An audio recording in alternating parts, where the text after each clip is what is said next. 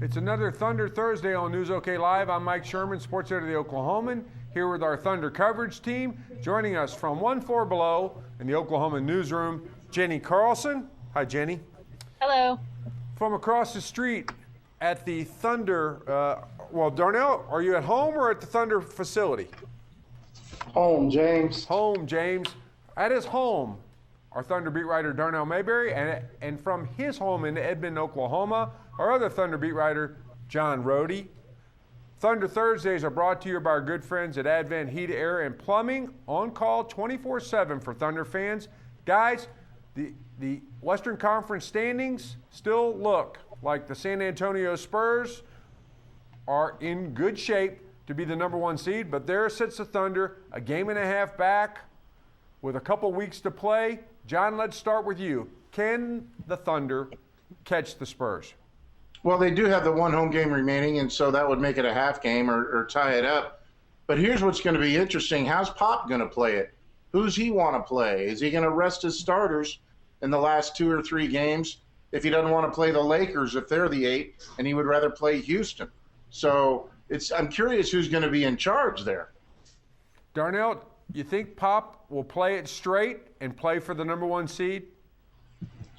They had the top seed over the Thunder last year and lost it. So, that home court advantage didn't do much for them last year. And I think Greg Popovich has a history of looking at it like that. He's won with home court advantage. He's won without it. So I don't think it matters much to him. I think he just really cares more about how his team is playing and the rhythm that they're in.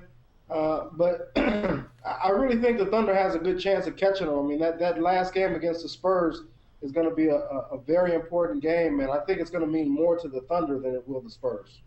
Jenny, the Thunder, speaking of that game, it's a TNT Thursday night game. A week from today, does the Thunder want that number one seed? Well, that's a good question. It looks like right now that would likely be a series against the Lakers as opposed to a series against the Rockets. And it looks like maybe that Rockets matchup is a better matchup for Oklahoma City. If Greg Popovich doesn't want to be in that top spot, he's definitely got some games coming up for his team that are going to be challenges. If you look at their remaining schedule, they've got the Clippers, they've got the Heat, they've got the Grizzlies, obviously the Thunder, that game against them, Hawks, Nuggets, Lakers, Warriors. In their remaining 11 games, they've definitely got games that are going to challenge them. So if he decides to sit starters, don't be surprised to see them fall out of that top spot. John, the Spurs, of course, went into the playoffs last year on a historic roll when you sort of counted playoff games. They got to the Western Conference Finals on a 20-game winning streak. The Thunder ended that with 4 straight wins, sort of flipping that whole thing on its head. Yet, here these same two teams are battling again for the Western Conference title, regular season title, and also who plays who. Which of these two matchups is better for the Thunder, though? Would the Thunder rather play James Harden and the run-and-gun Rockets, or would they play Kobe Bryant and the old man Lakers? Rockets. Everybody will sign up for the Rockets. They're young. They don't care about defense. If they're hot, they're trouble. But if they're not, who knows? They lead the league, or they're dead last in turnovers in the league. So they're a lot more vulnerable than the Lakers ever thought about being. Lakers, you don't know, Darnell, you don't know if they're going to suddenly be interested. I know Metta World Peace is out at least 6 weeks. I don't know exactly when that makes his return. But you just don't want to mess with the Lakers. Just get them on the other side of the board. Darnell, there's a propaganda question or a perception question or the loaded question of James Harden right there lurking that comes with a Rockets matchup. For a team that really likes to avoid distractions, wouldn't Oklahoma City just rather play the Lakers?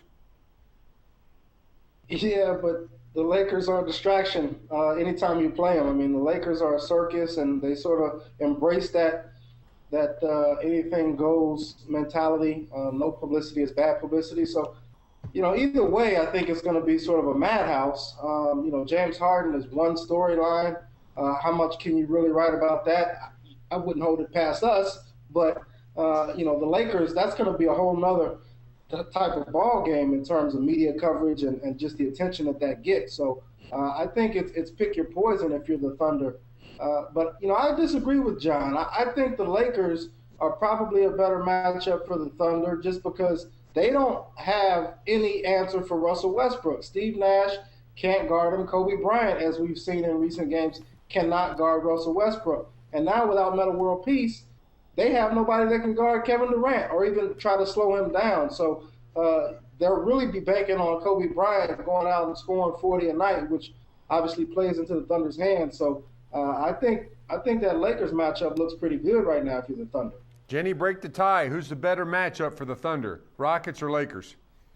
I think it depends on who you ask. If you ask Sam Presti, I don't think he wants any part of James Harden being a first-round playoff opponent. But I think if you're talking about who, how the Thunder can most easily win, I think that they would more easily win a series against the Lakers because of what Darnell just laid out. The fact that really there's no answer for Russell Westbrook. If world peace, if Ron Artest is out for an extended period, sounds like he's going to be.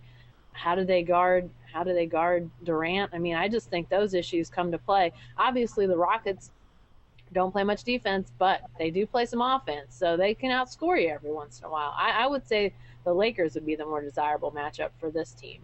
And to answer Darnell's question about could we write any more about James Harden, of course, didn't I email you guys a whole budget of stories for the Rockets? I just wanted to get an idea of how you guys are on the reporting on that. We'll talk about that after this and after we talk about the next topic, which is something we also like to talk about.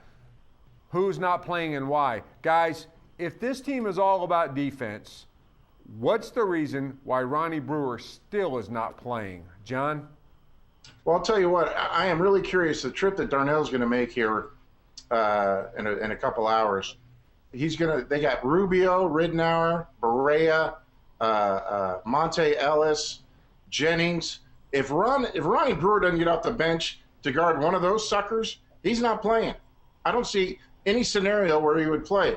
They are really guard heavy these next two trips, and it's out there and it's on the road. Darnell, if they don't play Ronnie Brewer in these next two games, I don't know when they will. Because if they put Fish out there with one of those five guards, forget it. Yeah, and it's not only that, but you got 10 games left in the season. Now is the time when you need to be gearing up toward the playoffs. So whoever's not playing in these final 10 games, Scott Brooks always talks about being ready and staying ready, but that'd be asking a lot out of Ronnie Brewer. He didn't play, remember, in New York, so he comes here and he doesn't play for the final 20-plus games, and then you throw him out there in the playoffs. That'd be unfair to Ronnie Brewer at that point. And I don't think it'd be a wise decision on Brooks' part if he did that in the playoffs in a pivotal game. So if he's not playing in these last 10 games, I just don't expect to see him in the playoffs.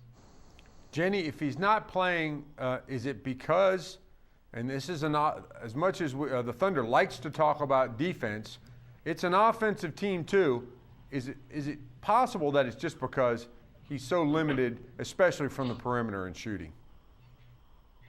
Maybe. I mean, we obviously don't get to see practice, and we can only go on what they're saying, and everything that this team says is usually positive. They'll err on the positive side. So maybe he is just that limited. But, I have a hard time believing that, they go with Thabo Sefolosha when he first gets here. He was limited offensively when he first arrived.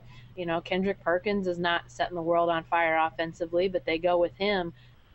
I still think it has to come back to comfort level and Scott Brooks being more comfortable with Derek Fisher than he is with Ronnie Brewer. It just seems like to me that had they not acquired Fisher, that you might have seen Brewer out there more.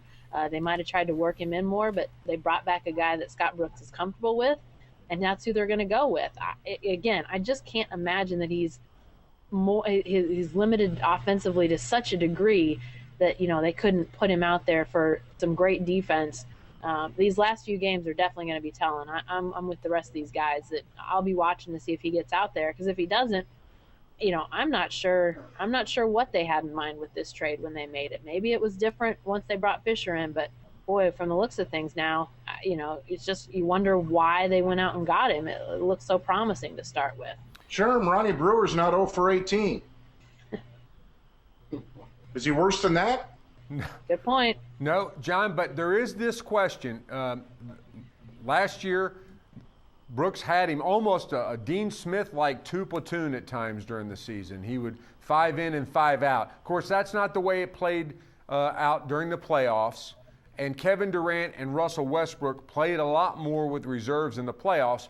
But I wonder if we may be that we're not looking at this the right way. Is the reason Ronnie Brewer is not playing because Kevin Durant and Russell Westbrook are playing more minutes and will play more minutes in the playoffs? I do like that rotation that Brooks came up with, sitting Durant around 4 or 5 minutes of the first, starting him with the second unit at the beginning of the second. I like that aspect of it, and you're right. That changes the window of opportunity so much. But Darnell, I got a tweet from some of our fans are just obsessed with this team. Some guy broke down the minutes and how they've been affected since Fish has been here, and I think he said Tabo's playing 3.5 fewer minutes. Jackson's playing, your boy, he's playing about 3 fewer minutes, and it's all because of Fish getting his minutes. I'm telling you what, if you look at it that way, why doesn't Fish just sit next to Brewer? The mystery of Derek Fisher. Derek's time was taken on today by Barry Trammell on News OK and in the Oklahoman. I accused Barry of softening his stance. Around the office, he's sort of crying out, can somebody please tell me what Derek Fisher does? I read the column today, and it seems like he's saying, I don't really mind it so much if Derek Fisher's playing. He's not playing that many minutes. It's okay. Darnell, is Derek Fisher's time on the court beside the point for this team? It's not beside the point. It is an issue from the simple standpoint that he's playing over more capable players, other qualified candidates. Thabo Sefolosha, in order, Thabo Sefolosha, Reggie Jackson, and for all we know, Ronnie Brewer. These are all players who bring more to the game than Derek Fisher has brought, and that's evident in Derek Fisher's play. Either they're better shooters, better defenders, or better just all-around impact players. So I don't see what the infatuation is with Derek Fisher at this point. He's missed his last 18 shots. They say that they don't judge players on shooting percentages, players in that role when you're only playing 12 to 13 minutes. But I guarantee you this, if Reggie Jackson goes out there and misses 18 straight shots, he's not going to be in the game.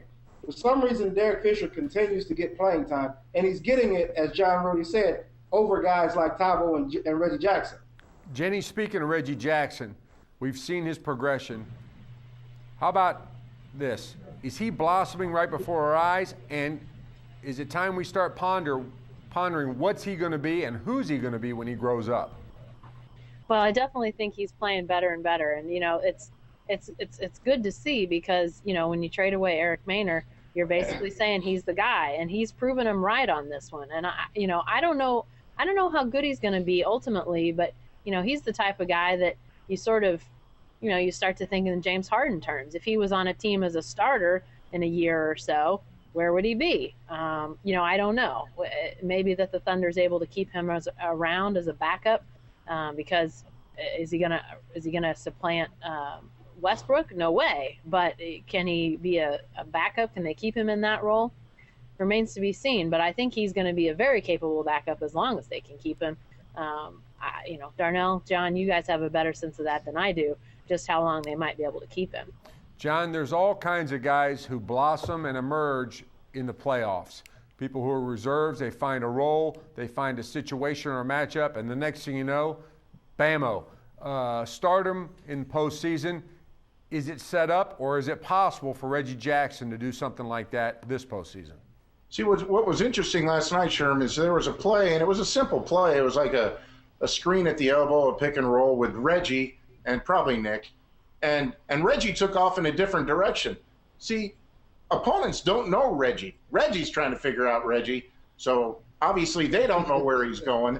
And that element of surprise and uncertainty when a guy is that athletic, because it was wide open. Darnell was right down the middle of the lane, easy layup, and they're kind of going, wow, he did that?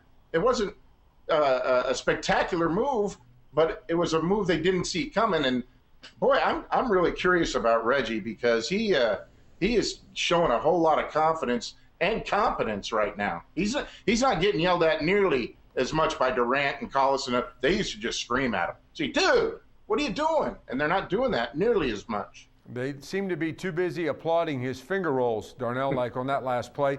Is it possible that these guys are crazy like foxes and that the plan is to have Reggie Jackson on reserve for the postseason? I don't see it. As athletic as he is and as crafty as he is with the ball in his hands at times, you still got Russell Westbrook and Kevin Durant on this team, and as long as those two guys are running the show, the ball's going to go through them, and not to mention Kevin Martin.